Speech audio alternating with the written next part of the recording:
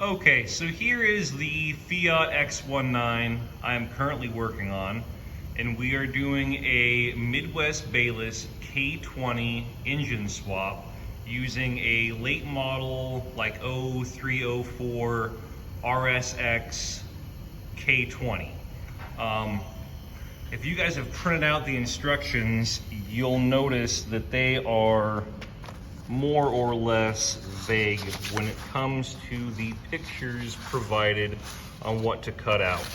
So I'm going to start here on page 6, which is the engine bay left side modification, and show you exactly what we have cut out.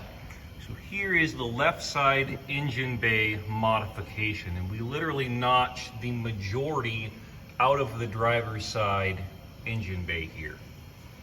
So next, if we proceed on to their next engine bay modification for the rear, what they're talking about is originally the factory exhaust came out through an opening right here. Well, you are going to relieve that entire opening for the exhaust system to fit through, and then you're also going to have to cut off and modify the mount for the rear latch. All right. Next, we have the engine bay front modification and the passenger side modification.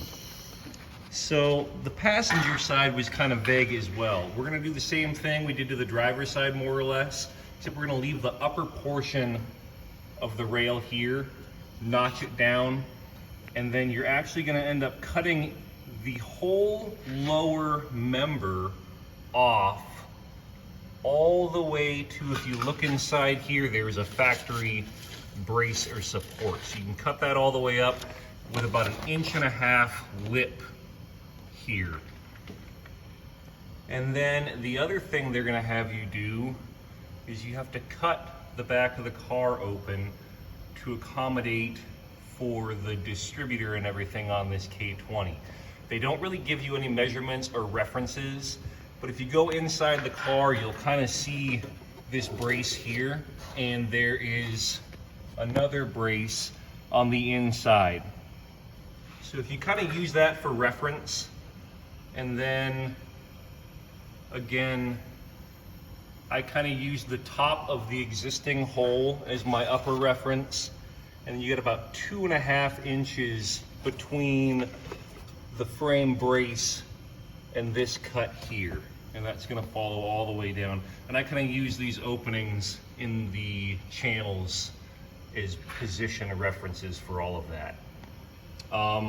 Then once you've got this done, you're going to proceed to box all of this in. So that'll be the next portion, and I can make a video of the finished product. But I hope this helps anybody who is doing this kit and is looking at these pictures and realizing, wow, you guys could have provided a little better information here.